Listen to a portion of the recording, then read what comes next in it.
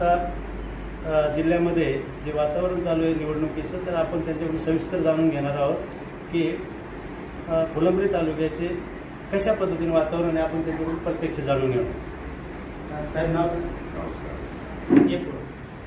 मी minority अल्पसंख्याक जिल्हा अध्यक्ष मोहसिन पटेल आणि माझे जे महायुतीचे जेवढे बी उमेदवार आहे महाराष्ट्राचे, ते मला पूर्णपणे खात्री आहे ते निवडून येतील. माझे जेवढे बी कार्यकर्ता काम करताय ते फार कष्टाळू आहे आणि ते निष्ठावंत कार्यकर्ता आहे.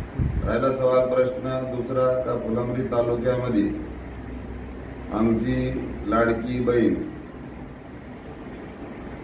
चव्हाण अनुराधा चव्हाण ही एक नंबर कमीत कमी माझ्या हिशोबाने 20,000च्या पुढे निवडून येणार असं माझा अंदाज आहे. त्यांचं म्हणणं आहे की लाडकी बहीण जी आहे अनुराधा चव्हाण ही 20,000 मताने लीड घेणार आहे असं यांचं म्हणणं आहे.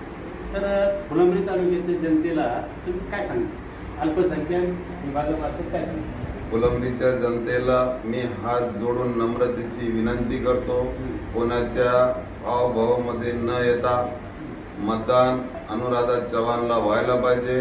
कारण त्यांनी अजितदादा पवारनी जे मायनॉरिटीसाठी जे काम केलेलं आहे ते काम मी या पत्रकार परिषदेच्या नम्रतेची विनंती का त्यांनी अनुराधा चव्हाण यांना मतदान करायला पाहिजे. मला ही अपेक्षा आहे, पूर्णपणे मतदान होईल ही मी अपेक्षा करतो. तुमची आता याच्यानंतर तालुक्यामध्ये कशा पद्धतीनं रणनीती राहणार? तालुक्यामध्ये रणनीती गोरगरिबाचे जेवढे बी कामं आहे हे आम्ही हक्काना करून घेणार आणि ते निवडून येणार. निवडून आल्यानंतर आम्ही त्यांना मंत्री पण करणार. यांचं म्हणणं आहे निवडून आल्यानंतर आम्ही विकास काम करणार आहोत असं सुद्धा म्हणणं आहे. ताज्या घडामोडी जाणून घेण्यासाठी शिवशाही न्यूज यूट्यूब चॅनलला सबस्क्राईब करा. आपण हा व्हिडिओ फेसबुकवर पाहत असाल तर फेसबुक पेज फॉलो करा आणि शिवशाही न्यूज.com या आपल्या वेबसाईटलाही भेट द्या.